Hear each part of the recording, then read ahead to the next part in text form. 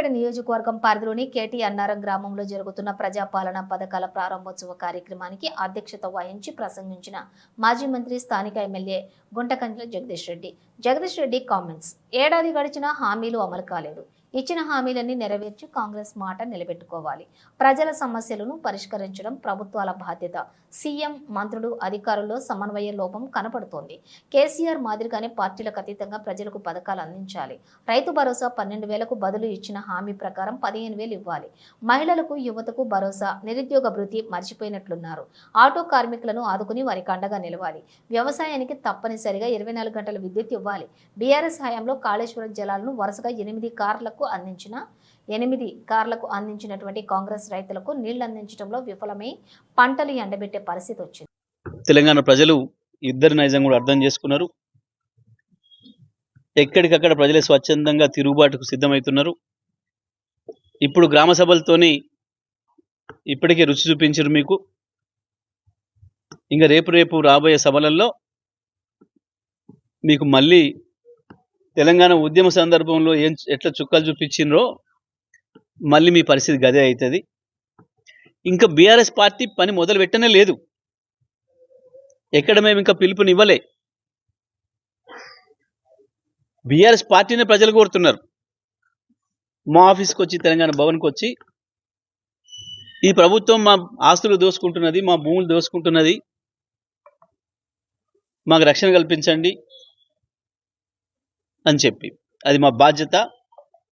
ప్రధాన ప్రతిపక్షంగా ఈ రాష్ట్రంలో 2 ప్రధాన పార్టీలు కలిసి చేస్తున్న మోసానికి, ద్రోహానికి నిరసనగా ప్రజలలో వచ్చే పోరాటానికి నాయకత్వం వహించాల్సిన బాధ్యత మా పైన ఉంది. తప్పకుండా ఇప్పటిదాకా కేసీఆర్ గారు ఒక విజ్ఞత కలిగిన రాజకీయ నాయకుడు కాబట్టి, అన్నిటికీ మించి అద్భుతమైన పరిపాలనా అధ్యక్షుడు కాబట్టి, 1 సంవత్సరం కాలం సమయం ఇద్దాం, ముందు 6 నెలలే ఇద్దాం అనుకున్నప్పటికీ ఈ మనుషులు అపరిపక్వమైన మనుషులు, అనుభవం లేని వాళ్ళు, ఇవాళ పరిపాలనకు వచ్చిన వాళ్ళు ఇంకొక 6 నెలల సమయం ఇద్దామని చెప్పి సమయం ఏడాది ఇచ్చినాం. ఇక తప్పకుండా ప్రజల్ని సమీకరించి ప్రభుత్వం మీద యుద్ధం మొదలుపెట్టే సమయం ఆసన్నమైంది. ఇచ్చిన హామీల విషయంలో కాంగ్రెస్ పార్టీని, ప్రభుత్వాన్ని ఎక్కడికక్కడ నిలదీయడం కూడా ఇక ప్రారంభమవుతుంది. చాలా సింపుల్. ఒక్క ఊరు ప్రారంభం చేయడానికి 14 నెలలు పట్టింది. ఏది ఇస్తానన్నదేమో 14 రోజులు కూడా గడవక ముందే ఇస్తున్నారు.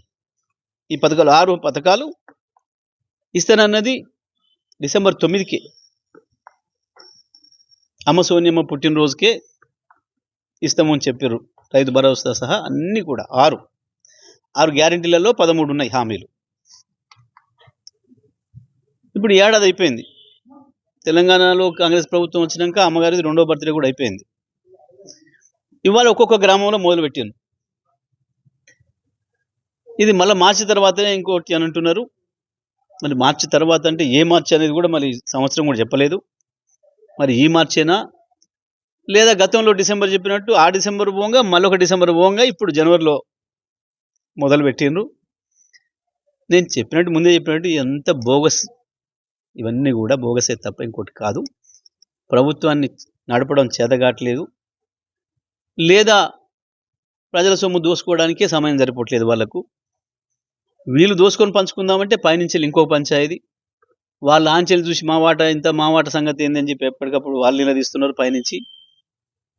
అదొక సమస్య ఉండగా మళ్ళీ ఇప్పుడు సాటుంగా పోయి రేవంత్ రెడ్డికి అక్కడ చెప్పుకొచ్చుకునేది ఉంది. బీజేపీ కాడ ఇంకా తెలిసిందేమో కాంగ్రెస్ పార్టీకి, తెలవకుండా చేసేదేమో బీజేపీ పార్టీకి చేయాల్సిన అక్కర ఉంది.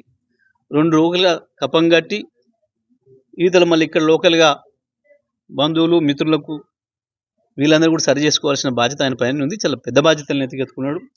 ఆయన ఆ ఇబ్బందుల్లోనే తిరుగుతున్నాడు. కాబట్టి కొంచెం ఈ ప్రజల సమస్యలను చూడడం ఆలస్యమైంది. కాబట్టి ప్రజలు కూడా జర క్షమించాలన్నట్టుగా ఉన్నాడు ఆయన. అది పరిస్థితి.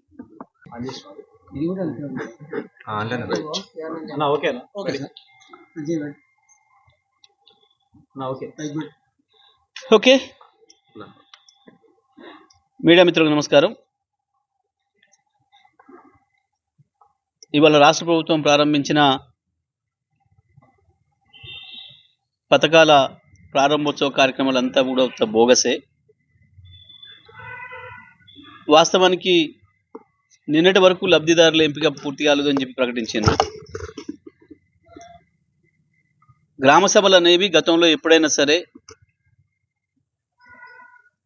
పథకాల లబ్ధిదారుల ఎంపిక కొరకే గ్రామ సభలు సాగేది. గ్రామ సభ ఉద్దేశమే అది.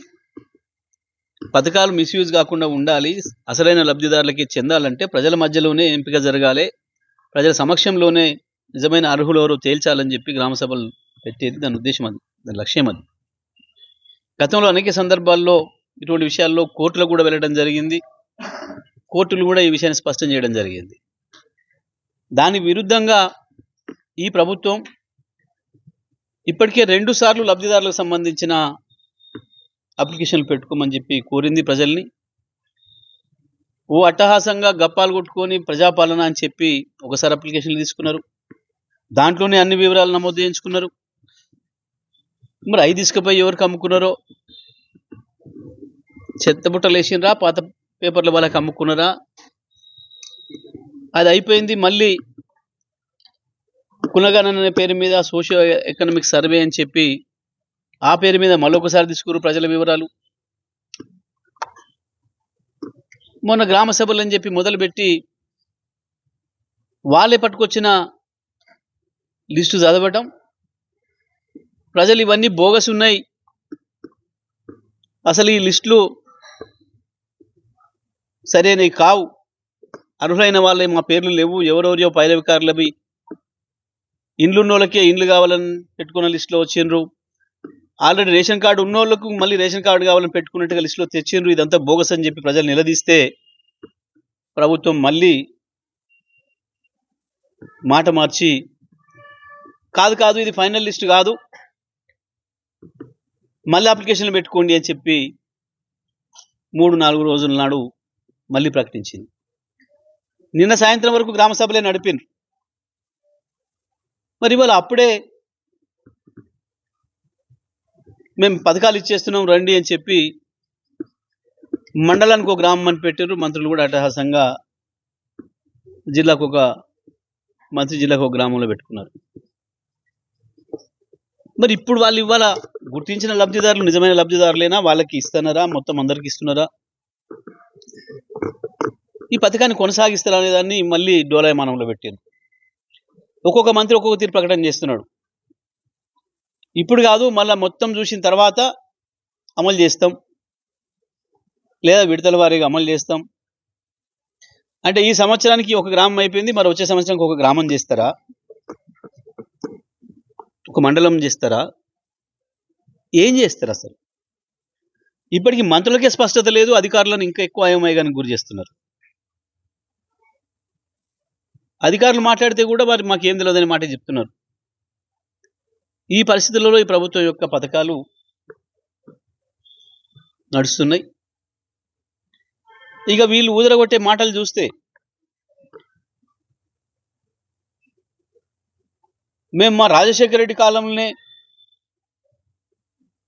1.5 కోటి ఇండ్లు ఇచ్చినామని మాట్లాడతారు. మరి తెలంగాణలో మొత్తం కలుపుతున్నదే 1,05,000 కుటుంబాలు, 1,05,00,000 కుటుంబాలు. మరి ప్రజలు సొంతంగా కట్టుకున్న ఇండ్లు అన్నీ ఏమైనాయి, మీరు కట్టించిన ఇంద్రమ్మ ఇండ్లు ఏమైనాయి, 10 ఏళ్ళకే కూలిపోతాయా, ఏమైనట్టు? ఉపన్యాసాలు ఇస్తే దానికి అడ్డు అదుపు లేదు. కానీ ప్రజలకు అన్నీ తేలిపోతున్నాయి ఒకటొకటి. ఇప్పటికే కరెంటు విషయంలో తేలిపోయినరు, 24 గంటలు ఇయ్యలేక చేతులు ఎత్తేసారు రైతాంగం. దానిపైన కూడా తిరుగుబాటు మొదలు పెట్టినరు. కేసీఆర్ ఇచ్చిన మంచినీళ్ళు ఇవ్వలేకపోతున్నారు. సాగునీళ్ళ విషయంలో కనీసం అవగాహన లేక, లేదా కాళేశ్వరం విషయంలో కక్షపూరితంగా ఈ రైతాంగాన్ని మోసం చేస్తూ ఇవ్వాల్సిన నీళ్ళు ఇవ్వకుండా పంట పొలాలను ఎండబెడుతూ మొత్తం జాతికి ద్రోహం చేస్తున్నారు. ఈ దేశ సంపదలో భాగం కావలసిన ఉత్పత్తి రాకుండా పోతుంది. తెలంగాణలో వ్యవసాయ దిగుబడి తగ్గింది. కోతలు కోసిన మంత్రులు పోటీపడి ఒకటి మీద ఒకడు. ఆయన 1,53,000,006 టన్నులు పండించిన మాట్లాడిండు. కొన్నదెంతో చెప్తలేడు లెక్క. ఇప్పటికి కొన్న లెక్క ఓడికాడ లేదంట. ఇది ఆశ్చర్యం. ఇది అధికారులు అడిగితేనేమో మాకు ఇన్స్ట్రక్షన్స్ ఉన్నాయి, మేము పై నుంచి మాట్లాడుతాను ఉంది, పైన వాళ్ళు మాట్లాడతారు. ఏ పై ఆయన అడిగినా పై ఆయనే అంటుంది. మరి అసలు పై ఆయనకేమో తీరికలేదు ఇక్కడ. పాపం ఆయన అక్కడ వీలైతే ఢిల్లీలో, లేదంటే దావోసులు తిరుగుతున్నాడు. మరి ఏ పై ఆయన అడగాలి, ఏ పెద్ద అని చెప్తున్నాడు కూడా లెక్కలేదు. ఇప్పటివరకు మొత్తం ఎంత ధాన్యం కొనుగోలు చేసిండ్రు, దాంట్లో సన్నది ఎంత, దొడ్డు రకం ఎంత, మీరు ఇచ్చిన బోనస్ ఎంత, ఎన్ని పైసలు పే చేసారు, ఇప్పటికి బోనస్ రూపంలో ఎంత చెల్లించారు, రైతుల దగ్గర సేకరించిన ధాన్యానికి ఎంత చెల్లించారు అంటే చెప్పినోడు లేడు. ఇంత గొప్పగా పరిపాలన కొనసాగుతుంది ఇలా. ఇక ఇంట్లోనే ఇంకొక ఆయన మధ్యలో ఇంకో బుడ్డ రకాన్ని, మీరు ఇంద్రమ్మ పేరు పెడితే మేము ఇల్లు ఇయ్యం, మా మోడీ పేరు పెట్టాలి, ఆఖరి రేషన్ కార్డు కూడా మా మోడీ పేరు సంతకం పోరు పెట్టాలి. ఏమి లేదు, ఇద్దరు సన్నాసులు రాసుకుంటే బూడిద రాలింది అన్నట్టు వీళ్ళిద్దరు రాసుకోవడాలు ప్రజలకు ఒరిగింది ఏమీ లేదు. ఈయన తెచ్చింది లేదు, ఆయన ఇచ్చింది లేదు. ఈడ రాష్ట్రానికి టోకరా ఇస్తే వాళ్ళు మొత్తం దేశానికి టోకరా ఇస్తున్నారు.